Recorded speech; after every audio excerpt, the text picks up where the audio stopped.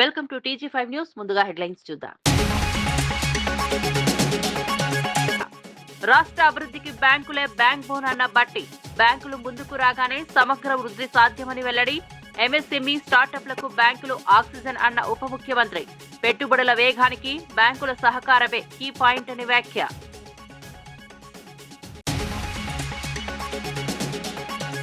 ఏపీలో ఇక ప్రతి కుటుంబానికి 25 లక్షల ఆరోగ్య బీమాకి శ్రీకారం చుట్టిందన్న నీలహపాలెం విజయ్ కుమార్. ఏపీలో ప్రతి కుటుంబానికి యూనివర్సల్ హెల్త్ పాలసీ, వైద్య సేవల కవరేజీ 25 లక్షలకు పెంపు. పేద ధనిక వర్గాలందరికీ ఈ పథకం వర్తింపు అని వెల్లడి.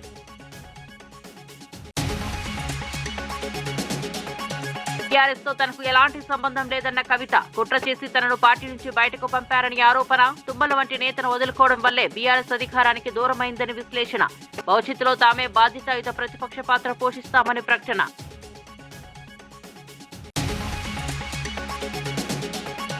డిసెంబర్ 30 నుంచి 10 రోజుల పాటు వైకుంఠ ద్వార దర్శనం. వైకుంఠ ఏకాదశిపై టీటీడీ కీలక నిర్ణయం. సీఎం చంద్రబాబు ఆదేశాల మేరకు సామాన్యులకే పెద్దపీట. వివరాలను వెల్లడించిన టీటీడీ చైర్మన్ బిఆర్ నాయుడు.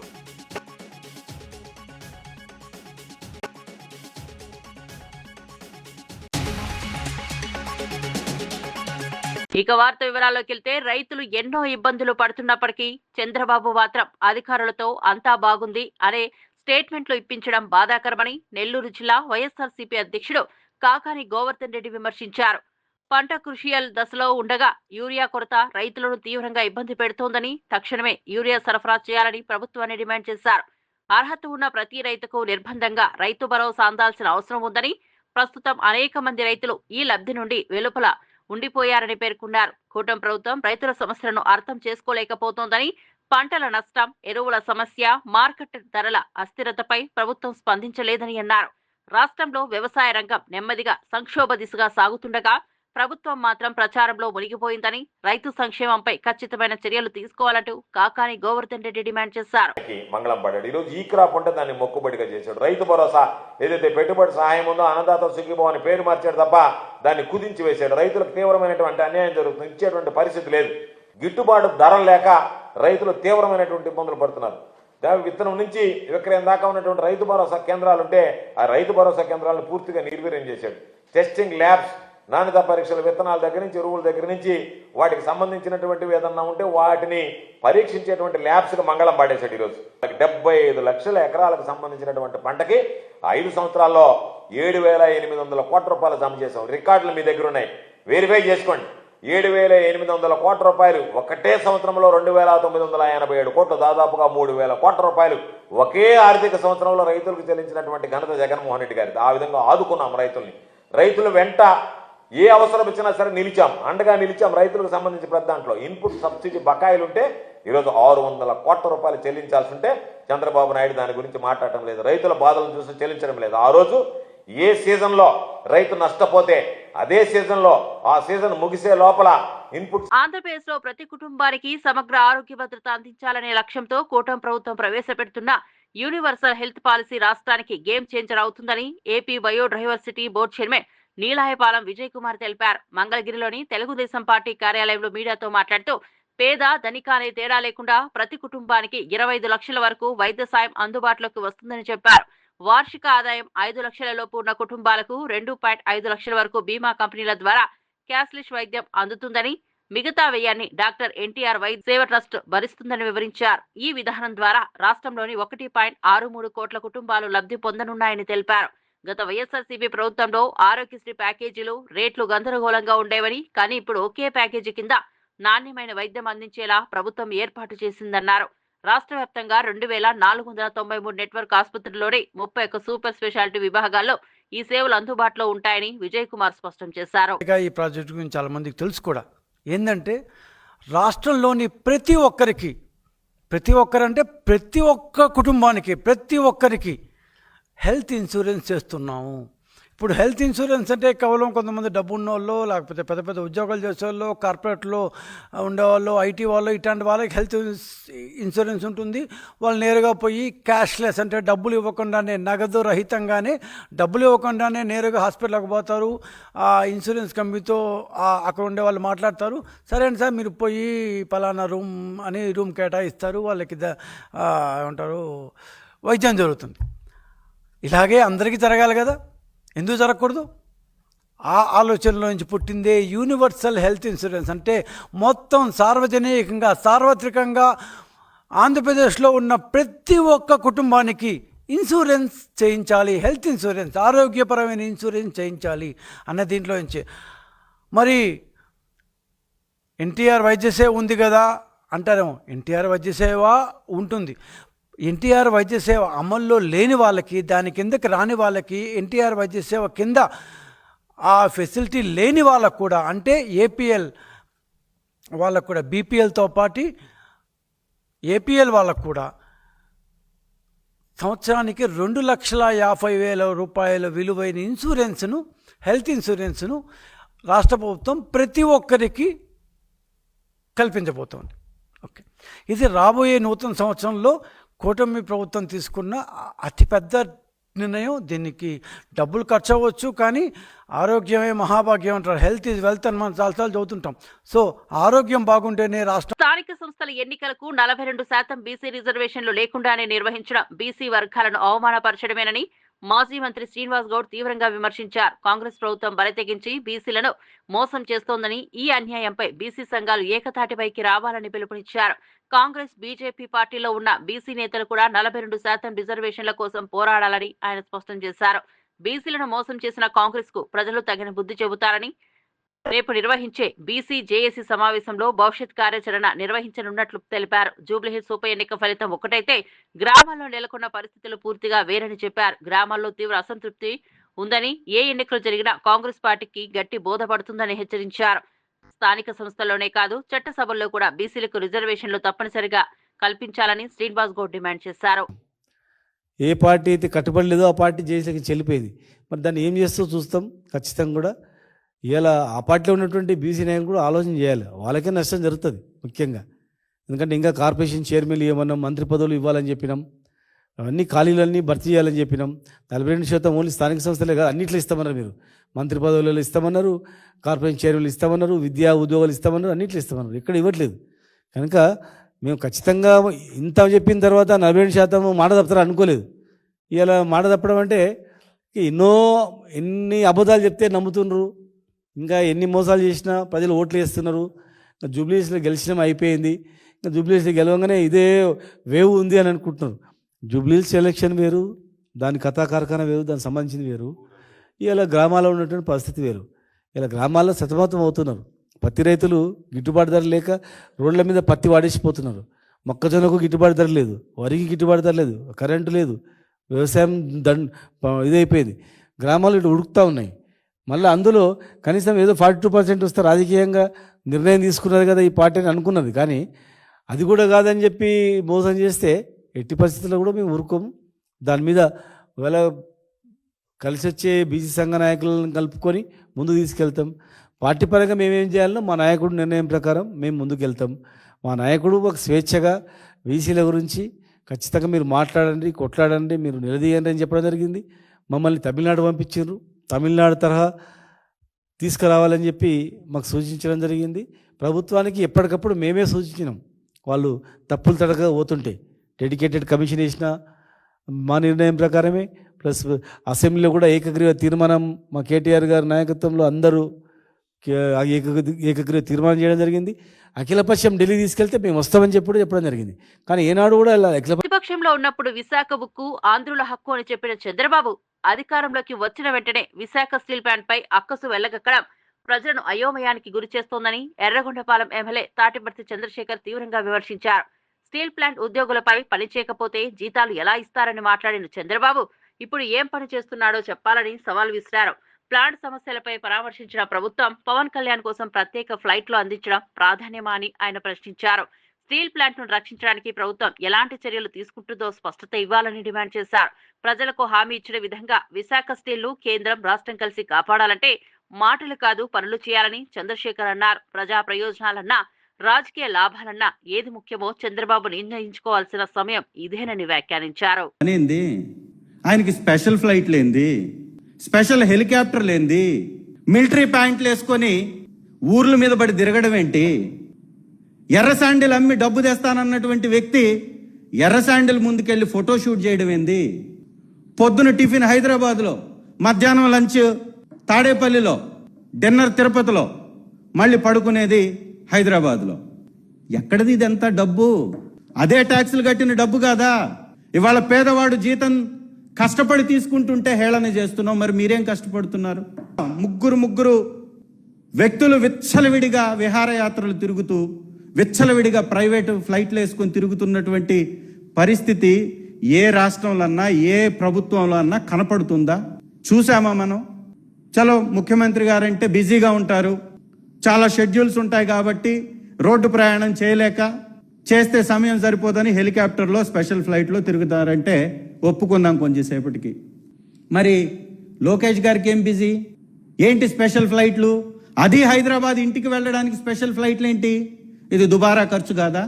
ఖర్చు పడకుండా చేస్తున్నటువంటి ఖర్చు కాదా? ఇవాళ పవన్ కళ్యాణ్ గారు ఎప్పుడో 1968 ఫారెస్ట్ గజెట్లో ఉన్నటువంటి ప్రైవేట్ భూమి మీదకి వెళ్ళేసి ఫోటోలు తీశాడు కదా. ఇవాళ పక్కనే తాడేపల్లిలో పరివాహక ప్రాంతంలో నిర్మించినటువంటి ఇళ్ళు, అక్రమ కట్టడం, ప్రైవేట్ భవంతి, మీ చంద్రబాబు నాయుడు గారు కోట్లు తగలబెడుతున్నటువంటి ఆ భవంతి ఎవరి డబ్బు? నదీ పరివాహక ప్రాంతంలో అక్రమంగా నిర్మించినటువంటి ఆ ఇళ్ళు నీకు కనపడలేదా? దాన్ని పైనుంచి షూట్ చేయకూడదా? కరకట్టపై ఉన్న ఇళ్ళు నీకు కనపడదా? ఎక్కడో ఎన్నో సంవత్సరాల నుంచి తాతల తరం నుంచి వచ్చినటువంటి ఆస్తి మాత్రమే నీకు కనపడ్డదా అక్కడ? అంటే ఇది డైవర్ట్ చేయడానికి. హిందూపురంలో వైఎస్ఆర్ కాంగ్రెస్ పార్టీ ఆఫీస్ పై రేవంత్ రెడ్డి ఆధిపత్య అహంకారం వల్ల ఒక దళిత స్పీకర్ బలవుతున్నారని ఎమ్మెల్సీ దాసోజు శ్రవణ్ కుమార్ ఆవేదన వ్యక్తం చేశారు. సుప్రీంకోర్టు, హైకోర్టుతో మొటిక్కాయలు తినే స్థితికి దళిత స్పీకర్ ను నెట్టారని ప్రశ్నించారు. రాష్ట్రంలో నడుస్తున్న రాజకీయ ఉద్రిక్తతలకు స్పీకర్ ను కవచంగా ఉపయోగించడం అన్యాయమని, ఇది దళితుల గౌరవాన్ని దెబ్బతీసే చర్యగా ఆయన పేర్కొన్నారు. రేవంత్ రెడ్డి తీసుకుంటున్న నిర్ణయాలు రాజ్యాంగ విరుద్ధమయ్యే పరిస్థితి ఏర్పడిందని, వాటి ప్రభావం స్పీకర్ పై పడుతోందని శ్రవణ్ కుమార్ అన్నారు. అధికార దుర్వినియోగం, ప్రతిపక్ష స్వరాలను అణిచివేయాలనే ప్రయత్నాలకు స్పీకర్ ను బలవంతంగా భాగస్వామ్యం చేయడం ప్రజాస్వామ్యానికి ప్రమాదకరమని చెప్పారు. దళిత స్పీకర్ రాజ్యాంగానికి కట్టుబడి వ్యవహరించాలని, ప్రభుత్వం అనవసర రాజకీయాల్లోకి ఆయనను లాగకూడదని శ్రవణ్ హెచ్చరించారు. పని కోరుకుంటూ స్పీకర్ గారికి చేతులెత్తి నమస్కారం చేసి నేను విజ్ఞప్తి చేస్తా ఉన్నాను. మీరు ప్రజాస్వామ్యానికి పరిరక్షకులు. You have a constitutional sanctity. గొప్ప రాజ్యాంగపరమైనటువంటి ఒక ఔన్నత్యం కలిగిన కుర్చీలో కూర్చున్నారు మీరు.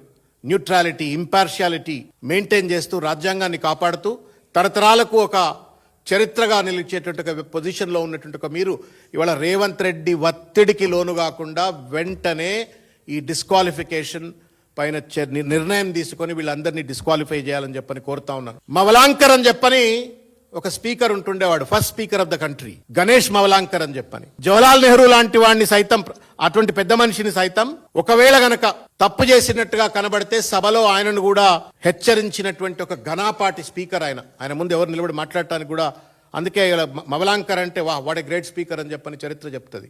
ఒకవేళ గనక ఇవాళ ఈ 7 రోజుల్లోపు స్పీకర్ గారు నిర్ణయం తీసుకోకపోతే బోరాబాబు కంటే కూడా హీనమైనటువంటి ఒక చరిత్ర తనకు తానే రాసుకుంటాడనే విషయాన్ని వారు గుర్తు చేసుకోవాలా. రేవంత్ రెడ్డి ఒత్తిడికి, ఆధిపత్య అహంకారానికి దయచేసి స్పీకర్ కుర్చీకి ఉన్నటువంటి ఒక రాజ్యాంగపరమైనటువంటి ఒక పవిత్రతను దయచేసి ఉల్లంఘించొద్దు, దాన్ని కాపాడాలా. చరిత్రలో మీరు సువర్ణాక్షరాలతో మిగులుతారా, చరిత్రలో మీరు బోరబాబు లెక్క అధోగతికి పాలవుతారా, మీరే నిర్ణయించుకోవాలని చెప్పని స్పీకర్ గారిని కూడా నేను కోరుతా ఉన్నాను. Thank you. ముఖ్యమంత్రి చంద్రబాబు నాయుడు విశాఖ స్టీల్ ప్లాంట్ ను తెల్ల ఏనుగుతో పోల్చిన వ్యాఖ్యలు తీవ్రంగా అనుచితమని వైఎస్ఆర్సీపీ మహిళా నేత, మాజీ మంత్రి విడుదల రజని మండిపడ్డారు. వేలాది కుటుంబాలను పోషిస్తున్న ఉక్కు ఫ్యాక్టరీని ఇలాంటి ఉదాహరణలతో అవమానించడం బాధాకరమని అన్నారు. ప్లాంట్ నిర్వహణ భారంగా మారిందని భావించిన చంద్రబాబు ఈ సంస్థను క్రమంగా ఉరిబిగించేందుకు ప్రయత్నిస్తున్నారని రజని విమర్శించారు. తాడేపల్లిలో మీడియాతో మాట్లాడుతూ చంద్రబాబు మైండ్ సెట్ ఎల్లప్పుడూ ప్రైవేటీకరణపైనే ఉంటుందని, ఎన్నికల సమయంలో విశాఖ ఉక్కు ఆంధ్రుల హక్కు అన్న ఆయన అధికారంలోకి రాగానే వైఖరి మార్చుకున్నారని నిలదీశారు. వైఎస్ జగన్ విశాఖ స్టీల్ ను కాపాడేందుకు కేంద్రానికి పలు లేఖలు రాసి ప్రధాని మోదీని సభల్లో నేరుగా ప్రశ్నించారని గుర్తు చేశారు. కానీ చంద్రబాబు మాత్రం ప్లాంటుకు ఉరిని వేసి ఆ తాడును కేంద్రం చేతిలో పెట్టినట్టుగా వ్యవహరిస్తున్నారని రజనీ ఆరోపించారు. రాష్ట్రంలో ఏ వర్గమైనా చంద్రబాబును నమ్మి బాగుపడలేదని, రైతుల నుండి కార్మికుల వరకు అందరూ నష్టపోయారని పేర్కొన్నారు. విశాఖ ఉక్కు ప్రైవేటీకరణకు వ్యతిరేకంగా వైఎస్ఆర్సీపీ ఏ స్థాయికైనా వెళ్లి పోరాడుతుందని, లక్షలాది ఉద్యోగాల భవిష్యత్తు కోసం ఈ పోరాటం ఆగదని రజనీ స్పష్టం చేశారు. ఉద్యోగాలు కావచ్చు, వాళ్ళ జీతాలు కావచ్చు, అది మీకు భారంలా కనిపిస్తుందా? మొత్తానికి మొత్తం ఈ విశాఖ స్టీల్ ప్లాంట్ ప్రాజెక్టు మొత్తం కూడా చంద్రబాబు నాయుడు గారికి భారంగా కనిపిస్తుంది కాబట్టి వైట్ ఎలిఫెంట్ అని చెప్పేసి ఈరోజు మీరు కంపేర్ చేస్తూ మాట్లాడుతున్నారు. నేను అడుగుతా ఉన్నాను, ఈ భారాన్నే మీరు వైట్ ఎలిఫెంట్ థియరీ అని అంటున్నారా చంద్రబాబు నాయుడు గారు? మాకు అర్థమైంది అయితే ఇది. ఇంకేదన్నా ఉంటే మీరు చెప్పండి. ఎంతోమంది చెప్తూనే ఉంటారు, మనం కూడా చూస్తూనే ఉన్నాము. చంద్రబాబు నాయుడు గారి జర్నీ అంతా కూడా, ఆయన ముఖ్యమంత్రి ఇన్ని సంవత్సరాల నుంచి 14 సంవత్సరాల నుంచి కూడా పరిపాలన పరంగా చూస్తూ ఉన్నాము. అందరికీ తెలుసు చంద్రబాబు నాయుడు గారి మైండ్ సెట్, ఆయన యొక్క ఫిలాసఫీ ప్రైవేటైజేషన్. ఇక ఒక ఫార్ములా ఎంచుకున్నారు, ప్రైవేటైజేషన్. ప్రతిదీ కూడా ఆయన అధికారంలోకి వస్తే, జనరల్గా ఏ ముఖ్యమంత్రి అయినా కూడా అధికారంలోకి వస్తే అక్కడ ఉన్నటువంటి ఆ గవర్నమెంట్ సెక్టార్ని, పబ్లిక్ సెక్టార్ని స్ట్రెంగ్తెన్ చేయాలి, ఆ పబ్లిక్ సెక్టార్ని బాగా చూసుకోవాలి, ఇంకా కావాల్సినటువంటి తెలంగాణలో డిజిటల్ పరిశ్రమల అభివృద్ధికి కొత్త దారిని తెరిచే అడుగుగా హైదరాబాద్ తొలిసారిగా రాష్ట్ర డేటా ఎక్స్చేంజ్ సెంటర్ గా అవతరించబోతోందని ఐటీ మరియు పరిశ్రమల శాఖ మంత్రి శ్రీధర్ బాబు తెలిపారు. ప్రపంచవ్యాప్తంగా డేటా భద్రత, డేటా పంచుకోవడం, ఆర్టిఫిషియల్ ఇంటెలిజెన్స్ అనువర్తనాలు వేగంగా పెరుగుతున్న ఈ సమయంలో తెలంగాణ ఈ రంగంలో దేశానికి మార్గనిర్దేశం చేసే స్థితిలో ఉందని ఆయన అన్నారు. హైదరాబాద్ లో ఇప్పటికే గ్లోబల్ కంపెనీలు, డేటా సెంటర్లు, క్లౌడ్ ఆధారిత పరిశ్రమలు పెద్ద ఎత్తున కార్యకలాపాలు నిర్వహిస్తున్నాయని, ఈ నేపథ్యంలో డేటా ఎక్స్చేంజ్ సెంటర్ ఏర్పాటుతో స్టార్టప్ల నుండి బహుళజాతి సంస్థల వరకు అన్ని వర్గాలు లాభపడతాయని శ్రీధర్బాబు పేర్కొన్నారు. ప్రభుత్వ విభాగాల మధ్య డేటా సమన్వయం పెరగడం వల్ల సేవల వేగం, పారదర్శకత మరియు మెరుగవుతుందని చెప్పారు. భవిష్యత్ డిజిటల్ తెలంగాణదేనని, ఈ సెంటర్ సైబర్ భద్రత, ఏఐ, మిషన్ లెర్నింగ్ రంగాలకు భారీ ఊతమిస్తుందని మంత్రి విశ్వాసం వ్యక్తం చేశారు. This only state where we have come up with a Telangana data exchange platform. దీని వల్ల నేను మొన్న ఈ మధ్యలో ఆస్ట్రేలియా వెళ్ళినప్పుడు కూడా, and they have revered this transformative step. No other state in India has come up with Telangana data exchange board. ఇది data exchange ద్వారా you can have the access to the data related to a different departments. దాంతో పాటు ఈరోజు మీ అందరు కూడా తెలుసు, చాలా మంది కూడా ఈరోజు టెక్నాలజీకి సంబంధించిన మిత్రులు ఉన్నారు ఇక్కడ. ఈరోజు ఏఐ కావాల్సింది డేటా. ఆ డేటాను ఉపయోగించుకొని ఏ విధంగా క్యూరేట్ చేసి, ఏ విధంగా ఎఫిషియెంట్ గా మన డెలివరీ సిస్టమ్స్ ని ఇంకా పదునుగా, బాధ్యతాయుతంగా, జవాబుదారీతనంతో ప్రజలకు అందజేసే ప్రయత్నంలోనే ఎవ్వరి ఇంటర్వెన్షన్ లేకుండా ముందుకు తీసుకెళ్లే కార్యక్రమం చేయాలి. టెక్నాలజీ ఈరోజు నేను చెప్తా ఉన్నాను, ఉదాహరణకి మా సోదరులందరికీ తెలుసు, మా దగ్గరికి వందలాది మంది పొద్దున్న లేవగానే వస్తా ఉన్న సందర్భంలో మా ఇంటర్వెన్షన్ లేకుండానే ఈ సాంకేతిక పరిజ్ఞానాన్ని ఉపయోగించుకొని ఒక సామాన్య పౌరుడు వారి రావాల్సిన హక్కులు, సేవలను తప్పకుండా ప్రభుత్వ పరంగా వచ్చే కార్యాచరణలోనే ఈ టెక్నాలజీకి ఉపయోగపడాలి. రేపు పొద్దున వచ్చి శ్రీధర్ బాబు పిఎస్ఓ, పిఏ ద్వారా ఫోన్లు చేపించుకొని ఎంఆర్ఓకో, ఎంపీడీఓకో, రేషన్ షాప్ కు సంబంధించిన అధికారికో లేకుంటే ఇంకో అధికారికో వారికి కావాల్సిన హక్కు పరంగా రావాల్సిన సేవలను ఈ విధంగా కాకుండా అభివృద్ధిలో బ్యాంకులు కీలక భాగస్వాములుగా మారాల్సిన అవసరం ఉందని ఉప ముఖ్యమంత్రి బట్టి విక్రమార్క పేర్కొన్నారు. అభివృద్ధి కార్యక్రమాలు, సంక్షేమ పథకాలు, పరిశ్రమల ప్రోత్సాహకానికి బ్యాంకింగ్ రంగం నుంచి సహకారం అత్యంత కీలకమని అన్నారు. గ్రామీణ ప్రాంతాల్లో స్వయం ఉపాధి, మహిళా సంఘాలు, యువత స్టార్టప్లు, వ్యవసాయ రుణాలు, వీటిలో బ్యాంకులు ముందడుగు వేస్తే రాష్ట్ర ఆర్థిక వ్యవస్థ మరింత బలపడుతుందన్నారు. ప్రభుత్వం తీసుకొస్తున్న కొత్త విధానాలు, పెట్టుబడులకు సంబంధించి బ్యాంకులతో సమన్వయం పెరగాలని, రుణాల జారీ ప్రక్రియను సులభతరం చేయాల్సిన అవసరం ఉందని బట్టి విక్రమార్క సూచించారు. చిన్న వ్యాపారాలు, ఎంఎస్ఎంఈ రంగం అభివృద్ధికి బ్యాంకు రుణాలు ఆక్సిజన్ లాంటివని, ఈ రంగం బలపడితే ఉద్యోగాల సృష్టి వేగవంతమవుతుందని అన్నారు. ప్రజలకు బ్యాంకింగ్ సేవలు మరింత చేరువ కావాలి. సమగ్ర అభివృద్ధి కోసం ప్రభుత్వం, బ్యాంకుల మధ్య సమిష్టి కృషి తప్పనిసరి అని ఉప ముఖ్యమంత్రి బట్టి విక్రమార్క స్పష్టం చేశారు. Like in infrastructure, other investors summits and making the people to come here and invest, and for that the power sector increase and supply of quality power by way of planning for 10% growth of power every year. This is all we are seriously planning and we are trying to execute it also. So we are very, very confident of achieving that 2047 $3 trillion economy of Telangana. So I request all the bankers to take serious part in that, our dream. Hope you all will definitely take that part.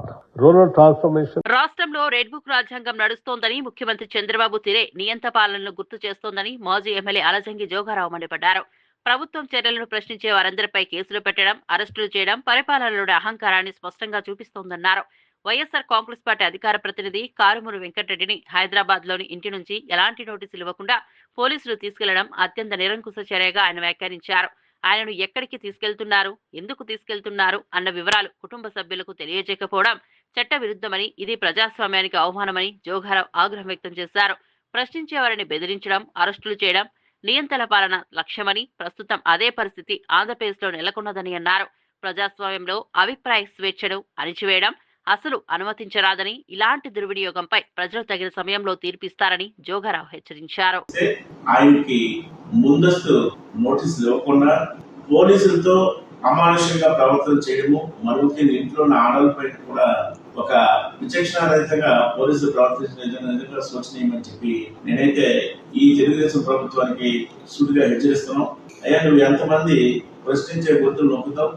Chandrababu Naidu నీకు చేత అయితే ఈ రాష్ట్రంలో ఉన్న ప్రధానికి మేలు చేయి, మరి ముఖ్యంగా ప్రజలకు మేలు చేయాలని ప్రజల యొక్క ఆలోచన ఈ ప్రభుత్వానికి తెలియజెప్పే బాధ్యత ప్రతిపక్షాలు పోషిస్తే ప్రతిపక్షాలపై కక్ష సాధింపు చర్యలు తీసుకోవడం ఎంతవరకు సమంజసమని చెప్పి ఈరోజు నేను నారా చంద్రబాబు నాయుడు గారి సూటిగా అడుగుతున్నాను.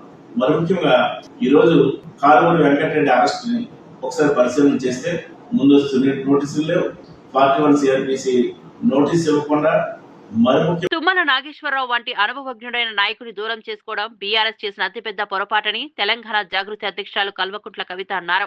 ప్రతిపక్షమైన నిద్రపోతున్నటువంటి పరిస్థితి, పాలక పక్షమైన నిద్రపోతున్నటువంటి పరిస్థితి. ప్రతిపక్షంలో ఉండి బాగా అనుభవజ్ఞులైనటువంటి కేసీఆర్ గారు, బీఆర్ఎస్ పార్టీ కూడా 20 ఏళ్ల తర్వాత కూడా అనేక తప్పుల వల్ల ఇలా థర్డ్ టైం ఓడిపోయినాం అనుకుంటా ఉన్నాను నేను. అందులో ప్రత్యేకించి ఈ జిల్లాకు సంబంధించి తుమ్మల నాగేశ్వరరావు గారు లాంటి ఎఫెక్టివ్ లీడర్ని వదులుకోవడం వల్లనే మూడోసారి అధికారంలోకి రాలేకపోయినామని చెప్పి నేను బలంగా నమ్ముతా ఉన్నాను. ఎందుకంటే ఎప్పుడైతే తుమ్మల నాగేశ్వరరావు గారు బయటకు వెళ్ళిపోయినారో ఆ తర్వాత రాష్ట్రంలో వాతావరణం బిల్డ్ అయిపోయింది, వారిని వదులుకున్నది బీఆర్ఎస్ పార్టీ. సో అంత అనుభవజ్ఞులే అన్ని తప్పులు చేసిండ్రు. సో నేను పార్టీ పెట్టాలంటే చాలా ఇంకా నేర్చుకోవాలి, ప్రజల దగ్గరికి వెళ్ళాలి, ప్రజా సమస్యలు గుర్తించాలి, ప్రతి జిల్లాకు తిరగాలి. అంతకుముందు నన్ను నిజామాబాద్లోనే కట్టేసారు. సో నిజామాబాద్లోంచి ఇప్పుడు నేను బయటకు వచ్చి ఒక్కొక్క జిల్లాకు వచ్చి అందరినీ మళ్ళీ కలుస్తున్నా, మా జాగృతిని మళ్ళీ నిర్మించుకుంటున్నాం. జాగృతి క్యాడర్ నిర్మించుకోవడంతో పాటు నేను అక్కడ ఆయా జిల్లాల్లో స్థానికంగా ఉండేటటువంటి సమస్యల మీద అండర్స్టాండింగ్ తెచ్చుకుంటాను. నేను పార్టీ అనేది పెట్టినప్పుడు ఖచ్చితంగా అది ప్రజల పక్షాన, ప్రజలకు ఒక వజ్రాయుధం లాంటి పార్టీని నిర్మించే ఆలోచనలో ఉన్నాం తప్పితే ఏదో పార్టీ పెట్టుకున్నామా, ఒక దాంట్లో పోటీ చేసినామా, తెల్లారి మాయమైపోయినామా, రేపు పొద్దున ఇంకోటి మాట్లాడినామా అన్నది కాకుండా ఒక స్టాండర్డ్ ఆల్టర్నేటివ్ పాలిటిక్స్ ఈ రాష్ట్రంలో నిర్మించాలి. అది పార్టీ పెడితేనే ఉండదు, పార్టీ పెట్టకుండా కూడా బోల్డంత రాజకీయాలు చేయొచ్చు. తెలంగాణ జాగృతి పుట్టినప్పటి నుంచి కూడా రాజకీయ అంశాల పట్లనే మాట్లాడుతున్నాం. తెలంగాణ ఉద్యమంలో కూడా మేము రాజకీయ అంశాలే మాట్లాడినాం. సో ఇప్పుడు కూడా రాజకీయ అంశాలే మాట్లాడతాం. పార్టీ పెట్టేది ఉంటే మంచిగా డంకా బజాయించి హైదరాబాద్లో ప్రెస్ మీట్ పెట్టి మీ అందరికీ చెప్పి. తిరుమల శ్రీవారి వైకుంఠ ద్వార దర్శనాలపై టీటీడీ కీలక నిర్ణయం తీసుకుంది. డిసెంబర్ 30 నుంచి 2026 జనవరి 8 వరకు భక్తులకు వైకుంఠ ద్వార దర్శనం అవకాశం కల్పిస్తున్నట్లు టీటీడీ చైర్మన్ బీఆర్ నాయుడు ప్రకటించారు. ప్రతి సంవత్సరం జరిగే ఈ వైకుంఠ ఏకాదశి ద్వాదశి సందర్భంగా భారీ సంఖ్యలో భక్తులు తిరుమలకు తరలి వస్తుండటంతో ఈసారి దర్శనాల నిర్వహణకు ముందుగానే ప్రత్యేక ప్రణాళికలు సిద్ధం చేసినట్లు తెలిపారు. భక్తుల రద్దీని దృష్టిలో ఉంచుకుని టికెట్లను దశల వారీగా విడుదల చేయాలని లడ్డూ కౌంటర్లు, దర్శన మార్గాలు, అదనపు క్యూ లైన్ల ఏర్పాటును సూచనలు జారీ చేసినట్లు చెప్పారు. భక్తులకు ఇబ్బందులు లేకుండా దర్శనం సజావుగా జరగడానికి శ్రామికులు, భద్రతా సిబ్బంది, వాలంటీర్లను అదనంగా నియమిస్తున్నట్లు నాయుడు వివరించారు. వైకుంఠ ద్వార దర్శనం ప్రత్యేక మహత్వం గలదని భక్తులు ముందస్తుగా ప్రణాళిక చేసుకుని రావాలని సూచించారు. శ్రీవాణి ట్రస్ట్ కు రెగ్యులర్ పద్ధతిలో కేటాయించాలని చెప్పి కూడా డిసైడ్ చేయడం. నవంబర్ 27 నుండి 1వ తేదీ వరకు భక్తుల టోకన్ల కోసం రిజిస్ట్రేషన్ చేసుకోవచ్చు. స్థానికులు తిరుపతిలో నివసించేటువంటి వాళ్ళు ఎవరైతే ఉన్నారో వాళ్ళకి జనవరి 6, 7, 8 తేదీల్లో రోజుకు 5,000 టోకన్ల చొప్పున ఫస్ట్ ఇన్ ఫస్ట్ పద్ధతుల్లో బుక్ చేసుకునే అవకాశం కల్పించడం జరుగుతూ ఉంది. ఓవరాల్ గా ఈ వైకుంఠ ఏకాదశికి దాదాపు 8 లక్షలకి ఇవ్వటం జరుగుతుంది. దాదాపు 90% టయాన్ని సర్వదర్శనం వాళ్ళకి అవైలబిలిటీలో ఉంటుంది.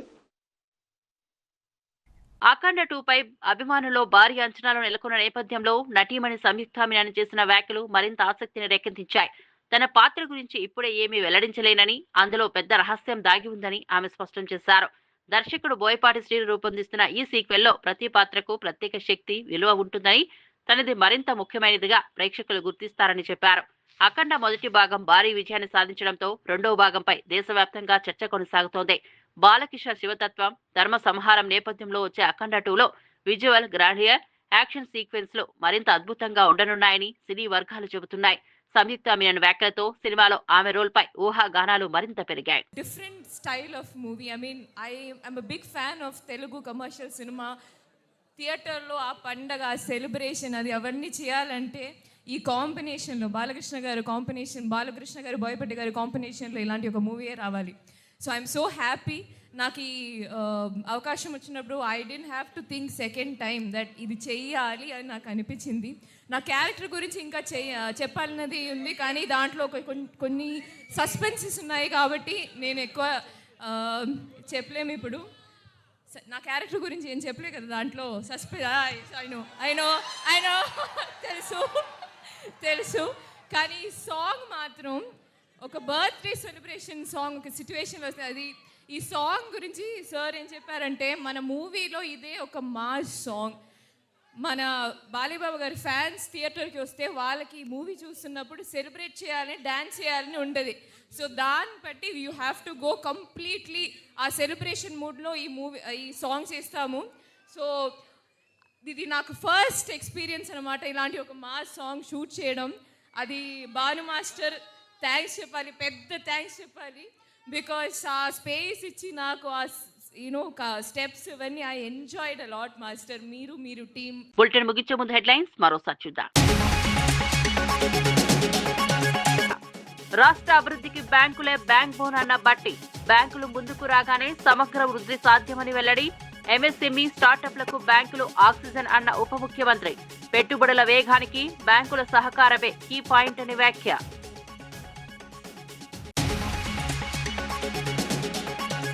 ఏపీలో ఇక ప్రతి కుటుంబానికి 25 లక్షల ఆరోగ్య బీమాకి శ్రీకారం చుట్టిందన్న నీలహపాలెం విజయ్ కుమార్. ఏపీలో ప్రతి కుటుంబానికి యూనివర్సల్ హెల్త్ పాలసీ, వైద్య సేవల కవరేజీ 25 లక్షలకు పెంపు. పేద ధనిక వర్గాలందరికీ ఈ పథకం వర్తింపు అని వెల్లడి.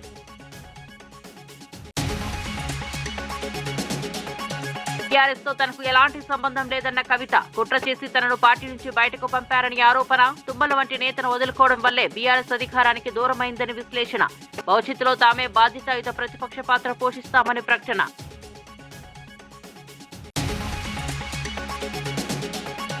డిసెంబర్ 30 నుంచి 10 రోజుల పాటు వైకుంఠ ద్వార దర్శనం. వైకుంఠ ఏకాదశిపై టీటీడీ కీలక నిర్ణయం. సీఎం చంద్రబాబు ఆదేశాల మేరకు సామాన్యులకే పెద్దపీట.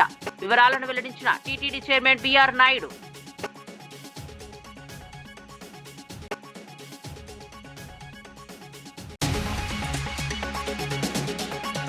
మరిన్ని అప్డేట్స్ కోసం చూస్తూనే ఉండండి TG5 న్యూస్.